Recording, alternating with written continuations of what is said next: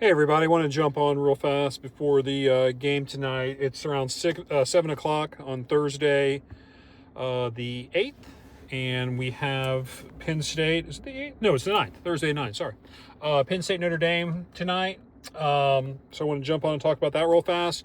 I'll do a longer video tomorrow talking about moves with Kennesaw State. We've got some new players, have some new coaches to go over, kind of what their background is. Looks like we're bringing the entire Tennessee volunteer staff down from a couple years ago, but I'll go further in depth there with that and just the latest and greatest with Kennesaw State football. However, getting to college football this evening, you've got Penn State versus Notre Dame. It's a tough one. I think that may be the better game of the two. We'll see. We'll see tomorrow, but and I'll make my prediction for tomorrow's game when I do the long-form video tomorrow about Kennesaw State. So tonight, though, we're just going to focus on Notre Dame and Penn State. My gut goes with Notre Dame to win it, but I wouldn't say I'm confident in that. I don't feel great about that pick, and the reason I say that is I've been around enough to know that sometimes you get so up for an opponent that the following week there's an impact on that. So Notre Dame plays Georgia, and you heard a lot about that. They hadn't beaten Georgia in a while. They hadn't beaten an SEC team in a long time. They've been embarrassed, blah, blah, blah. They played great last week, and they put everything they had into that game. I mean, they were hitting like crazy and just everything they had. Did you expend yourself too much against Georgia that will impact you against Penn State? Also, because of the tragic events that took place in New Orleans, they've moved the game back a day, which then means that Notre Dame has less time to recover and prepare for Penn State. So I'm not sure. But the reason I would say Notre Dame is, again, I like that running back a lot. Love that defense is solid. And a senior quarterback. I mean, I don't think that you can discount an experienced quarterback in these kind of games and these scenarios. He's played a lot of games, some big games. So I'm going to lean Notre Dame. But, Penn State has been playing well. I know that there's a narrative out there with Franklin can't win a big game. I don't believe that. I mean, I think that you just lose to a better team. I mean, going into Columbus, for example, Ohio State was a better team. Actually, I think that game was in Happy Valley, but it was a close game. But I just think that at the end of the day, Ohio State has more players than Penn State does. But that doesn't mean that Penn State isn't a very good team. They played pretty well against Oregon when they played them in the Big Ten Championship. I don't think they've been tested as much as the other teams have been in this tournament with the playoffs, with having to go through SMU at home and then playing Boise State. So I think they definitely have the easier path, which means they're probably healthier. They've had more time to prepare and look ahead and plan for what's coming. So Singleton's a good running back, and their defense is good. Yeah, I mean, this is, like I said, it's a tough game to pick. But if I'm up against it and I'm putting money down on something, which I'm not recommending you do that, I would say Notre Dame wins tonight in a close game. Let's go 24-21, Notre Dame.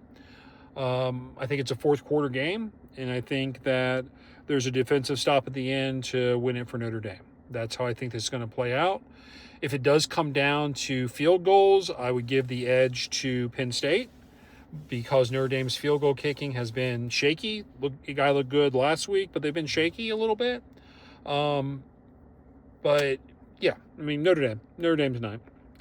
So we'll see how this goes.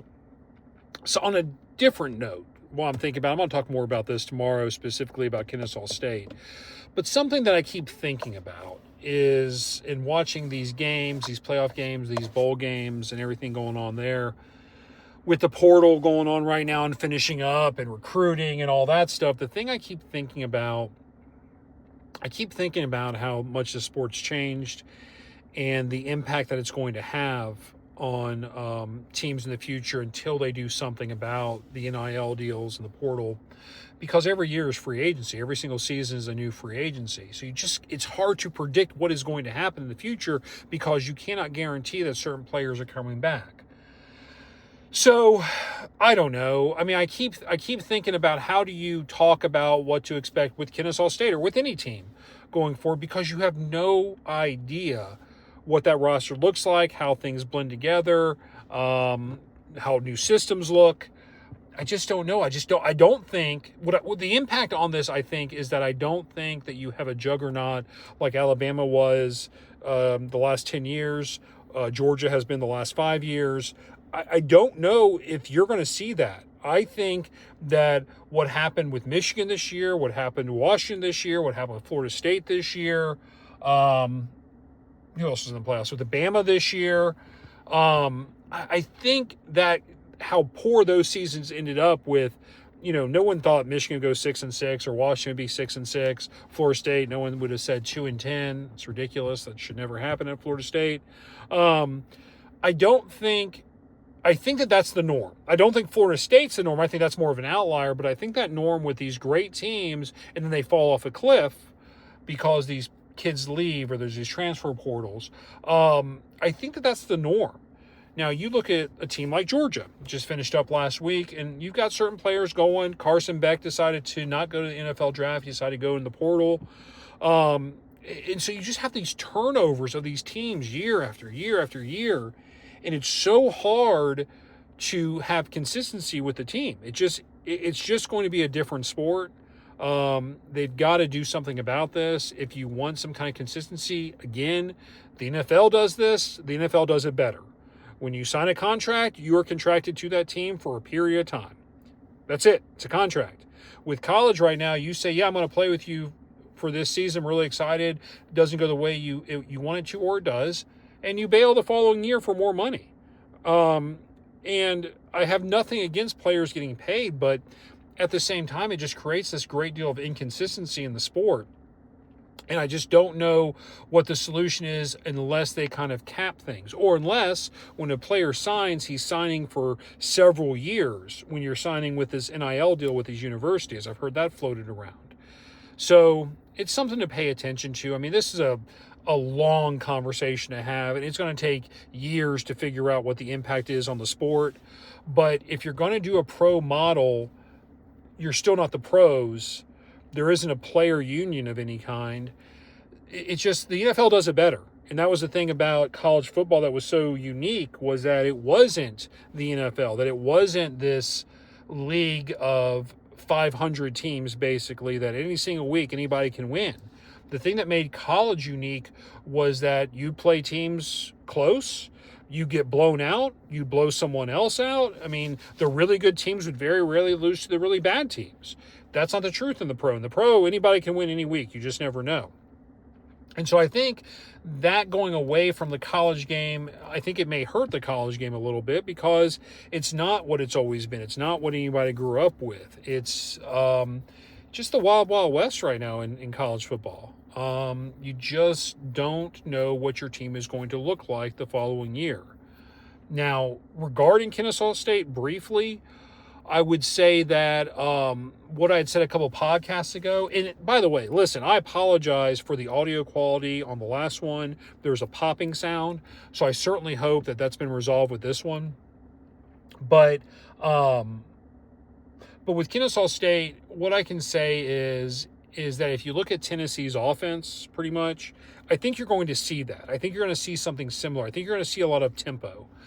And again, as I said a couple weeks ago, is that the mistake I feel that Bohannon made when he came up to Division I was he went away from the triple option, which I get sort of, but on the other side I don't, because no one expected Kennesaw State to be this juggernaut coming to Division I. If that's the case, the easiest way to keep yourself into games is clock management, ball control, run the option, shorten possessions of the game, win a slugfest, pretty much. Give the other team the ball, 6 times a game. But what they went away from that, and they kind of went to that pistol set, gave the other team the ball a lot more. Defense couldn't keep up. They just didn't have the talent. And they lost. They lost a lot the last couple of years. with Matt coming in, again, he's even stated, I saw a press conference earlier this week or an interview earlier this week with him, and he was saying that we're going to go tempo, tempo, tempo, tempo. That's the other way. When you are less talented than other teams, you use tempo to your advantage. You're in better conditioning than the other players are, but you go fast. You got to go fast. Don't substitute a lot. Therefore, you do not have to have the 5-star offensive lineman to block for you forever for pass protection because you're making those decisions so quickly. A lot of read option. I think that's what you're going to see. And again, if you watch Tennessee, I think that that's going to be a similar offensive philosophy to what Kennesaw is going to try to run this year. Now, Mac has even said, we'll determine our offensive philosophy based on the players that we have. But it does seem like there's been a mass exodus from Kennesaw State. And, you know, I mean, I'm not trying to be negative here, but I saw the other day that the offensive coordinator who was originally the quarterback, whose name is escaping me right now, which is a shame, just signed on to be a tight ends coach at Army. I mean, and that guy was an assistant offensive coordinator or was an offensive coordinator and then kind of took over the team when Bohannon had left. And it just shows you that you just don't have the coaching acumen to be competitive at this level with the last staff. So this was the right move. Again, as I said in the first video, it's a shame the way it happened. It should never go that way, but it did need to happen. And I'll dive more in depth about kind of my philosophy and my opinion about the coaching staff tomorrow. But I think it's moving in the right direction. How about that? I think that they're moving in the right direction, and I think it makes more – this is what they should have done years ago, which is do what you do well. Do a few things well, be competitive, and start to build the brand. And as you build the brand, more people want to attend that school. More people want to compete there. You start making a difference. You start making an impact in a very rich state regarding football talent, in the surrounding states regarding football talent. So I think that's what they're doing. We will see. But I'll go more in depth with everything tomorrow. I just want to jump on real fast and give, 10, 12 minutes of some content just about the playoff game tonight. So, again, my final answer is Notre Dame 24, Penn State 21. Look for a defensive stop at the end of the game. But I think it's going to be a good game. I do. So we'll see how I did tomorrow. All right, talk to y'all soon. Have a good night. Bye.